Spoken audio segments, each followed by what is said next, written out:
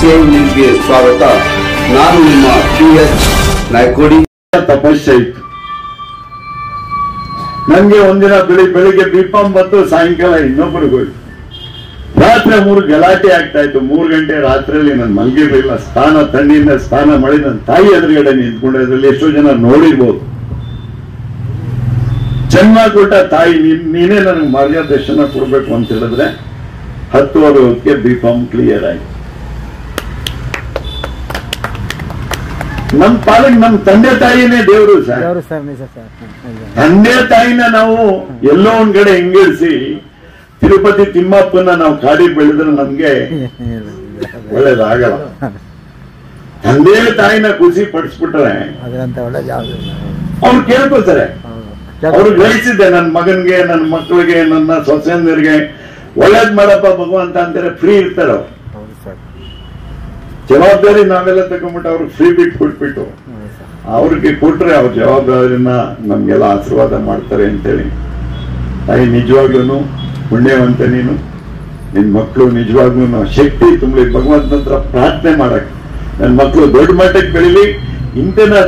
ಇನ್ನೂ ಸಾವಿರಾರು ಟೈಮ್ ಪಟ್ಟು ಹೆಚ್ಚಿನ ರೀತಿ ಸೇವೆಯನ್ನ ಕೊಡಿ. ಯಾಕಂದ್ರೆ ಕಳಿಸಿದ ದುಡ್ಡು ತಂದ್ಕೊಳ್ಳೋರು ಯಾರಿಗೂ ಗೊತ್ತಾಗಲ್ಲ. ಯಾರಿಗೆ ಕೆಲಸ ಬರುತ್ತೆ ಹೇಳಿ?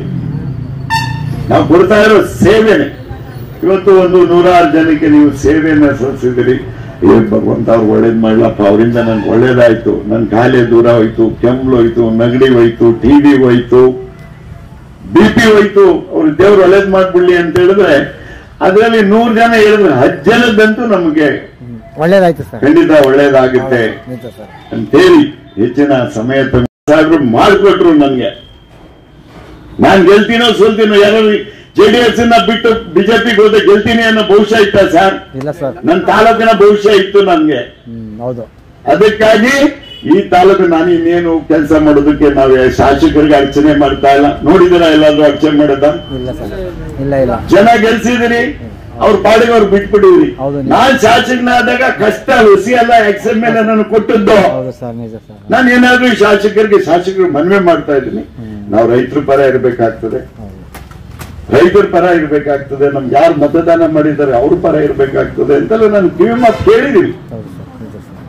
ಇದನ್ನ ಈವಾಗ್ಲೇ ಇವತ್ತಿಂದನೇ ನಾನು ಮಿನಿಸ್ಟರ್ ಹತ್ರ ಮಾತಾಡಿ, ಚೀಫ್ ಇಂಜಿನಿಯರ್ ಹತ್ರ ಆಲ್ರೆಡಿ ಮಾತಾಡಿದ್ದೀನಿ, ಎಕ್ಸಿಕ್ಯೂಟಿವ್ ಇಂಜಿನಿಯರ್ ಹತ್ರ ಮಾಡಿದ್ದೀನಿ, SC ಹತ್ರ ಮಾತಾಡಿದ್ದೀನಿ, ಒಬ್ಬ ಜ್ಯೋತಿ ಅಂತೇಳಿ ಅವ್ರ ಹತ್ರ ಮಾತಾಡಿದ್ದೀನಿ. ಈಗ ನಾಳೆ ನಾನೇನಾದ್ರು 1-2 ದಿನದಲ್ಲಿ ನೀರು ಬಿಡ್ಲಿಲ್ಲ ಅಂದ್ರೆ ದೊಡ್ಡ ಮಟ್ಟದ ಪ್ರತಿಭಟನೆ, ಉಪವಾಸ, ಸತ್ಯಾಗ್ರಹನ ನಾನು ಖಂಡಿತ ಮಾಡ್ತೀನಿ. ಗೌರವ ಇದರಲ್ಲಿ ಅಂತ ನಿಮ್ಗೆ ಹೇಳಿ. ಯಾಕೆಂದ್ರೆ ನಿಮ್ಮ ಬೆಳೆಗಳು ಬೆಳೆದಿದೆ ನೋಡಿ ಖುಷಿ ಆಗುತ್ತೆ. ಮಕ್ಕಳು ಬೆಳೆಸ್ದಂಗೆ ಬೆಳೆಗಳು, ಕಬ್ಬು ಆಗ್ಬೋದು, ತೆಂಗಿನ ಗಿಡ ಆಗ್ಬೋದು, ಇದಾಗ್ಬೋದು. ಹೌದು ಸರ್, ನಿಜ. ಅದನ್ನ ನನಗೇನು ಯಾರಿಗೂ ಹೇಳ್ಕೊಟ್ಟು ಇಟ್ಟಿಲ್ಲ. ಅವತ್ತಿನ ದಿನ ಏನ್ ಮಾಡ್ಬೇಕು ಅಂತ ಅದನ್ನ ನೀರ್ ತರಕ್ಕೆ ನಾವೆಲ್ಲ ಗೋರೂರ್ ಗೊತ್ತಲ್ಲ ಸರ್, ಗೋರೂರ್ ಇದ್ರಲ್ಲಿ ಅದ್ಯಾವ್ದೋ ಇದ್ರಲ್ಲಿ ಅಡಿಗೆ ಮಾಡ್ಕೊಂಡೆಲ್ಲ ದೊಡ್ಡ ಕಾಡು ಅಡಿಗೆ ಮಾಡ್ಕೊಂಡು ನಾವು ಮುಳ್ಳಕ್ಕಿ ಬೇಯಿಸ್ಕೊಂಡು ಊಟ ತಿನ್ಕೊಂಡು ಆ ಮಳೆ ಇದನ್ನ ಇದ್ರ ಟೈಮ್ ನಲ್ಲಿ ಮಲ್ಗಿರುವಂತದ್ದು. ಅಧಿಕಾರಿಗಳು ಯಾತಕ್ಕಾಗಿ ಮಾಡ್ತಾ ಇದ್ದಾರೆ? ಅಧಿಕಾರಿಗಳು ಮಾಡ್ಬೇಕಾದ್ರೆ ಮಂತ್ರಿಗಳು ಜವಾಬ್ದಾರಿ ನೀರಿದೆ ಬೇಕಾದಷ್ಟು ಕಟ್ಟೆಗೆ ಹರಿದೋಯ್ತಾ ಇದೆ. ಡಿಮ್ಯಾಂಡ್ ಏನಿಲ್ಲ ಅವ್ರದ್ದು. ಇವರು ಇಂಜಿನಿಯರ್ಗಳು ಯಾರು ಕೊಟ್ಟಿದ್ದಾರೆ ಗೊತ್ತೇ? ಇಲ್ಲಿ ನಮ್ಮ ಇದ್ರಲ್ಲಿ 2-3 ಮೆಗಾವಾಟ್ ಇದಿದೆ ಕರೆಂಟ್ ಸ್ಟೇಷನ್ಗೆ. ಕರೆಂಟ್ ಸ್ಟೇಷನ್ ಸಾಹುಕಾರ ಜೊತೆ ಈಡಾಗಿದ್ದಾರೆ ಅಧಿಕಾರಿಗಳು.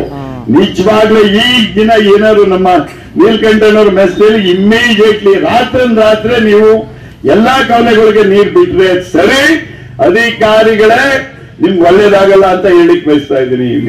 ನಾನು ಇದುವರೆಗೂ DK ಶಿವಕುಮಾರ್ ನಾನು ಸೋತಾದ್ಮೇಲೆ ನಾನು ಬೇರೆ ಪಕ್ಷಕ್ಕೆ ಹೋದ್ಮೇಲೆ DK ಶಿವಕುಮಾರ್ ಮನೆಗೆ ಹೋಗಿಲ್ಲ. ದಯವಿಟ್ಟು ಬೇರೆ ತಪ್ಪು ತಿಳ್ಕೋಬೇಡಿ. ನಮ್ಮ KRPD ತಾಲೂಕಿನ ರೈತರ ಭವಿಷ್ಯಕ್ಕಾಗಿ ನಾನು ಬೆಳಗ್ಗೆನೆ DK ಶಿವಕುಮಾರ್ ಮನೆಯವ್ರಿಗೆ ಹೋಗ್ತೀನಿ.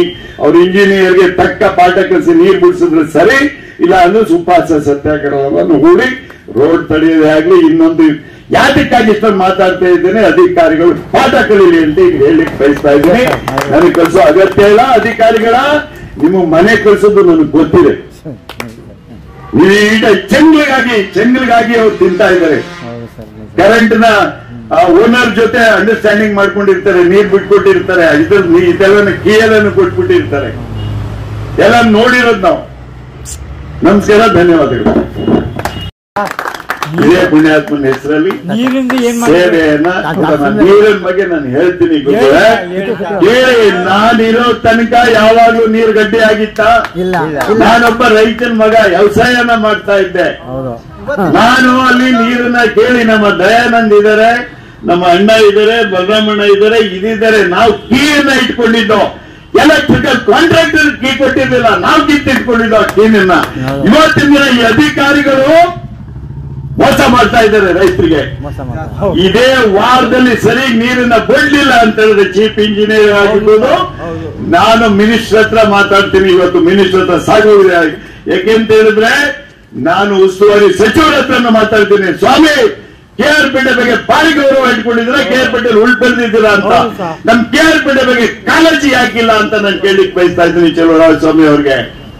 ಹರಿಯಾಲ್ಪುರನು ಗೊತ್ತು, ಪ್ರತಿಯೊಂದು ಊರು ಗೊತ್ತು, ಯಾವ ಮೇಲ್ಗಾವಲೆ, ಎಡದಂಡೆ, ಬಲ್ದಂಡೆ ಎಲ್ಲ ಗೊತ್ತು ಸ್ವಾಮಿ. ಯಾಕೆ ಕನ್ನೆ ಆಗ್ತಾ ಇದೆ? ಬೇಸಿಗೆ ಕಾಲದಲ್ಲಿ ನಾನು ಸಾವುಕಾರ ಚೆನ್ನೈಯ ನಾಲೆಗೆ ನೀರು ಬಿಡಿಸ್ಕೊ ಬರ್ತಾ ಇದೆ. ತುಮಕೂರ್ಗೆ ಈಗಲೂ ನೀರು ಹೋಗ್ತಾ ಇದೆ. ನಮ್ ನಾಲೆಗೆ ಯಾಕೆ ನೀರು ಬರ್ತಾ ಇಲ್ಲ? ನಮ್ ಜಿಲ್ಲೆ ನಿಮ್ಗೆ ಏನ್ ಮೋಸ ಮಾಡಿರೋದು? DK ಶಿವಕುಮಾರ್ ಅವ್ರ ಹತ್ರ ಮಾತಾಡಿ, ಈಗ 2-3 ದಿನ ನೀರು ಬಿಡ್ಲಿಲ್ಲ ಅಂದ್ರೆ ಗೋರೂರ ಕಟ್ಟೆ ಹತ್ರ ನಾನು ಮನೆ ಕೊಡ್ತೀನಿ ಅಂತ ಹೇಳಿಕ್ ಬಯಸ್ತಾ ಇದ್ದೀರಿ. ಯಾರು ಬರ್ತಿರೋ ಇಲ್ವೋ ನನಗೆ ಗೊತ್ತಿಲ್ಲ. ಮೊದಲು ಅಡಿಗೆ ಮಾಡ್ಕೊಂಡು ಮಲಗ್ತಾ ಇದ್ದೋ, ನಾನು ಉಪವಾಸ ಸತ್ಯಾಗ್ರಹಗಳನ್ನ ಮಾಡ್ತೀನಿ ಈ ಜನಕ್ಕಾಗಿ. ನೋಡಿ, ರಾಜಕಾರಣದಲ್ಲಿ ಸೋತಿರೋದು ಗೆಲ್ಲೋದು ಬೇರೆ ಪ್ರಶ್ನೆ.